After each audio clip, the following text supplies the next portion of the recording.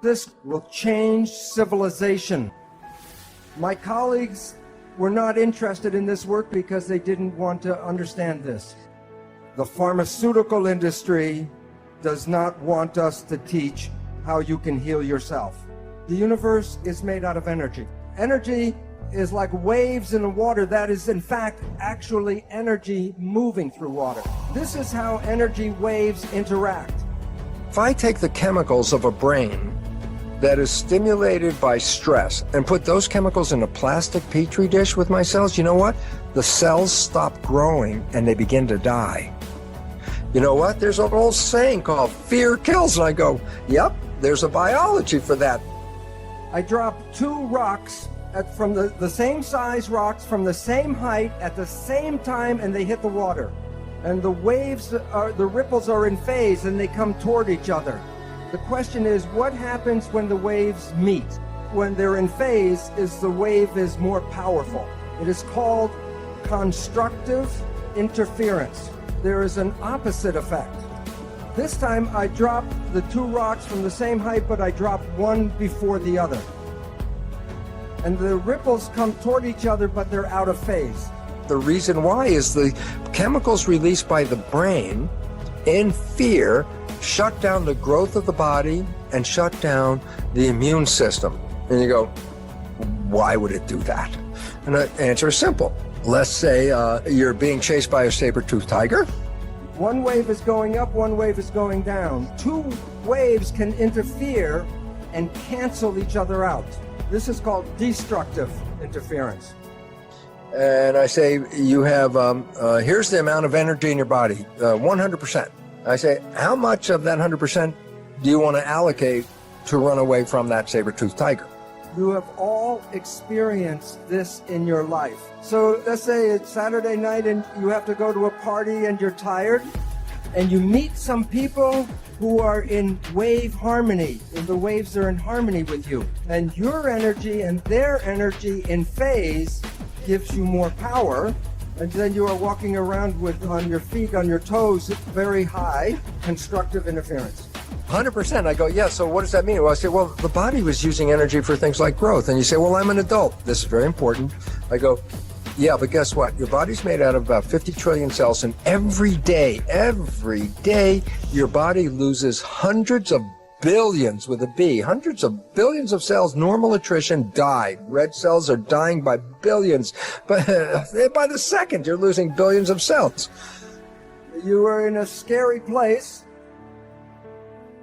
and you feel the energy go. What is going on is there's energy in the field that conflicts with you, and it cancels your energy. Destructive interference. All animals and all plants communicate with vibration. The gazelle doesn't have to go up to the lion and say, "Are you my friend?" Because at the distance, the energy could be felt, and the gazelle will not go there because of bad vibes. I say, important point, how can I stay alive if I don't replace the cells? I say, then it says you have stem cells, and they're the equivalent of embryonic cells. So every day while you're losing hundreds of billions of cells, your stem cells are dividing and creating hundreds of billions of replacements. Every day you're growing. When we were young, we're taught to be sensitive to the vibrations. We would not find ourselves in bad relationships and bad places. But we are usually told not to go by our feelings, but to listen to what people have to say. Language was designed to hide feelings. So the point is, all organisms communicate by vibrations and know if they're in a good place or a bad place by reading the vibrations. But we humans have that ability, but are not trained to use that ability. But I will show you in a little while how vibrations change the proteins of the body. And the proteins give us our structure and our function. So the vibrations can alter our health and our biology. So, but what happens is, you're being chased by a saber-toothed tiger. You have energy to replace those hundreds of billion cells. And you have a lot of energy. But I say, how much do you want to run away from the tiger? And Lewis, you said, all of it. I go, yeah. So I said, what about growth? I say stress hormones shut down the growth of the body to conserve energy to run away from the threat. So the moment you're in stress, you stop replacing the body cells. Well, that sounds like a very negative thing. If I need these body cells to live and I'm under stress, I go, but wait, go back to when the system was developed. Are you made out of atoms and molecules, yes or no? Because if you are, then you are giving off light and energy, and you are absorbing light and energy. In the new physics, you are energy waves interacting with each other in the room right now. What's interesting is in medicine, we don't study energy. The reason is the drug companies sell chemicals, they don't sell energy. Medicine does not understand disease because it only focuses on the particles and on matter.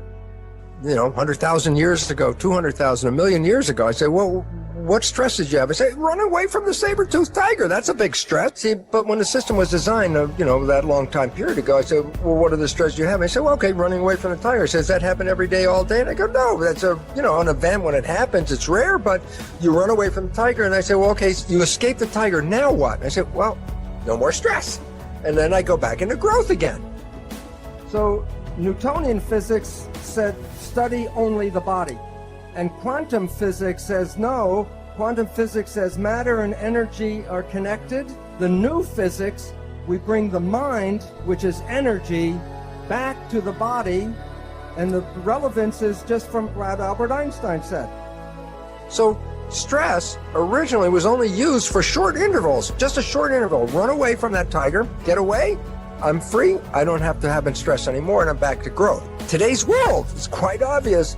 It's 24/7, 365 stress every day. The world is creating a stressful environment for us. So you're going to keep your job. You're going to have enough money for the food and pay the rent. Are you going to have friends around? Or are you going to lose your friends? Or whatever. Every day you're in these stress issues. And it's like, guess what?